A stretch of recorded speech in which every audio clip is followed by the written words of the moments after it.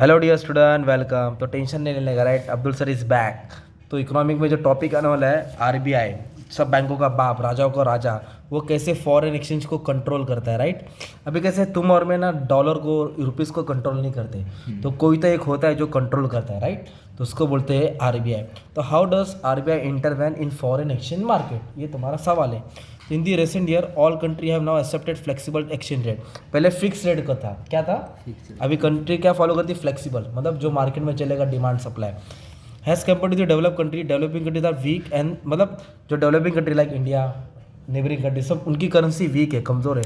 Dollar 80 है और रुपया नीचे है। डॉलर ऊपर है, डॉलर किधर है? ऊपर चल रहा भाई, और रुपया इधर है, तो हमारी करेंसी वीक है। तो सेंट्रल बैंक क्या करता है? लफड़ा सॉल्व करता है, इंटरवेन करता है, मतलब दोनों के बीच में घुसता है, demand supply in foreign nation market to minimise the fluctuation, ताकि ज़्यादा फ्लक्चुएशन ना हो। ये 80 है ना भाई, तो 80 के करीब रहे, 79 हो, 78 हो, 80 के पार 90 नहीं जावे। तो ये आरबीआई किस तरह कंट्रोल करता है? तो पहले एक एक्ट था, उसको हटा के फिर फेरा एक्ट पास किया। क्या पास किया? फेरा। फेरा का नाम था फॉरेन एक्सचेंज रेगुलेशन एक्ट। फिर फेरा को हटा के फेमा लेके आया। क्या लेके आया? फेमा लेके आया, फॉरेन एक्सचेंज मैनेजमेंट एक्ट करके लेके आया कुछ। ओके। तो आरबीआई क्या क्या करता है, किस तरह डांस करता है, क्या नहीं? तो आरबीआई का मेन ऑब्जेक्टिव क्या? To maintain stability in exchange rate. कोशिश करता है कि जो डॉलर और रुपीस जो अब चल रहा है वो वैसे ही रहे, स्टेबल रहे, बड़े चढ़े नहीं। तो डिमांड और सप्लाई आप लिख सकते हैं, बैलेंस ऑफ पेमेंट पे कोशिश करता है, ताकि इंपोर्ट कम हुए और एक्सपोर्ट बढ़े। To stop speculative. स्पेकुलेटिव लोग कौन होते हैं मालूम है क्या? बहुत बड़े पैसे वाले लोग रहते हैं। उन लोग क्या करते हैं ना, फॉरेन एक्सचेंज पे ट्रेडिंग करते हैं। जैसे ग्राफ गिरता है तो क्या करते हैं लोग? बाय करते हैं, और जैसे बढ़ेगा तो क्या करते हैं? सेल करते हैं। तो उसको रोकने की कोशिश करते हैं। आरबीआई क्या करता है? उसको थोड़ा तक रोकता है, ताकि फिर ज़्यादा फ्लक्चुएशन नहीं होगा ना यार। फिर टू कंजर्व, बचाता है किसको? Scarce foreign exchange reserve. Country में कोशिश करता है कि हमारे पास डॉलर का रिजर्व रहे। अगर रिजर्व नहीं रहेगा तो देखो ना, आपके घर पे अगर पैसा नहीं रहेगा और ज़रूरत पड़ेगी तो फिर कर्जा लेना पड़ेगा ना। तो गवर्नमेंट भी वही सोचता है आरबीआई की फॉरेन रिजर्व मेंटेन करे। और डोमेस्टिक इंडस्ट्री, जितना इंडिया का वड़ा पाव बढ़ेगा ना, तो उतना पिज़्ज़ा नीचे गिरेगा ना। तो वड़ा पाव बढ़ना भी चाहिए, एक्सपोर्ट भी होना चाहिए, मतलब इंडियन इंडस्ट्री बाहर जाना चाहिए, ताकि पिज़्ज़ा डोमिनोज का भाव गिरना चाहिए ना यार। तो हम लोग ज़्यादा कमाएंगे तो डॉलर बढ़ेगा, राइट। तो डॉलर बढ़ेगा नहीं, डॉलर डेप्रिशिएट होगा, अपनी रुपीज़ एप्रिशिएट होगी। टू प्रमोट इकोनॉमिक डेवलपमेंट, जितना अपने कंट्री में जितना एंटरप्रेन्योर है, अंबानी है, अदानी है, तो अंबानी अदानी जैसे जैसे 10 लाख लोग पैदा हो जाएंगे, नया बिजनेस खड़ा होएगा, जीडीपी बढ़ेगा, ग्रोथ बढ़ेगा, एम्प्लॉयमेंट बढ़ेगा।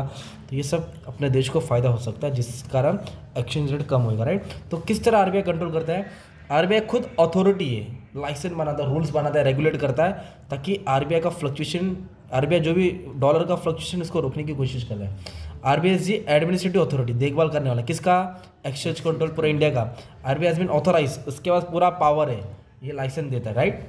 और अपॉइंट ऑथोराइज डीलर, कोई भी नत्थु वगैरह आता है, ट्रेड करता है, तो कैसे मार्केट ऊपर नीचे होगा, तो इसलिए आरबीआई ट्रेड उसको ही करना चाहिए जो ऑथोराइज डीलर है।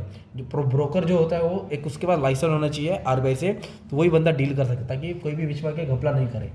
फिर आरबीआई क्या इशू करता है? डायरेक्शन। डायरेक्शन मतलब समझाता है, क्या करता है? चाय पे बुलाएगा, समझाएगा, गाइडेंस देगा।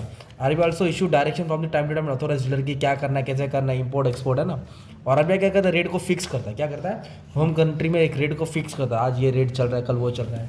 अरे भाई, मुर्गी का भाव भी ऊपर नीचे होता है, भाजी का भी होता है, तो डॉलर का भी ऊपर नीचे होता है, तो आरबीआई उस तरह फिक्स करता है। और आरबीआई क्या करता है? फॉरेन इन्वेस्टमेंट को कंट्रोल करता है। क्या करता है? जो फॉरेन लोग इंडिया में इन्वेस्ट करते हैं ना, non resident can make investment India only after obtaining necessary permission from RBI. मतलब आरबीआई से परमिशन लेने के बाद तो ही बाहर वाला क्या करेगा? इन्वेस्ट कर सकते हैं, क्योंकि ज़्यादा एक साथ अमाउंट आ जाएगा ना तो ब्लॉक हो जाएगा। तो इस तरह आरबीआई करता है। कंट्रोलिंग फॉरेन ट्रैवल, कंट्रोलिंग नहीं समझेगा। मतलब आरबीआई क्या करता है? फॉरेन कंट्री से जो इन्वेस्टमेंट आएगा ना, कितना आएगा और कितना नहीं आएगा, उसका रिस्ट्रिक्शन डालता है, ताकि सब एक ही लोग बाहर का पैसा डाल देंगे तो नीचे अपना गड़बड़ हो जाएगा ना यार। तो इसलिए बाहर का पैसा को थोड़ा लिमिट डाल देता है। नॉन रेसिडेंट मतलब एबी डिविलियर्स, बाहर घर वाले, कैन मेक इन्वेस्टमेंट इंडिया, हम लोग पैसा डाल सकते हैं। कब? After obtaining necessary permission. मतलब हमारे घर पे कोई भी नहीं आएगा, जब हम दरवाजा खोलेंगे तभी आने देंगे ना। तो आरबीआई वही करता है लोग, है ना। और क्या है? जो भी फॉरेन ट्रैवलर है, जो बाहर के लोग इंडिया में घूमने आते हैं, उसका भी एक क्या करता है आरबीआई? एक लिमिट डाली है, इतने लोग आ सकते हैं, इतने लोग रुक के आ सकते हैं ना। तो इस तरह क्या क्या है? आरबीआई खरीदता है बेचा डॉलर को, ताकि एक्सचेंज रेट मेंटेन रहे।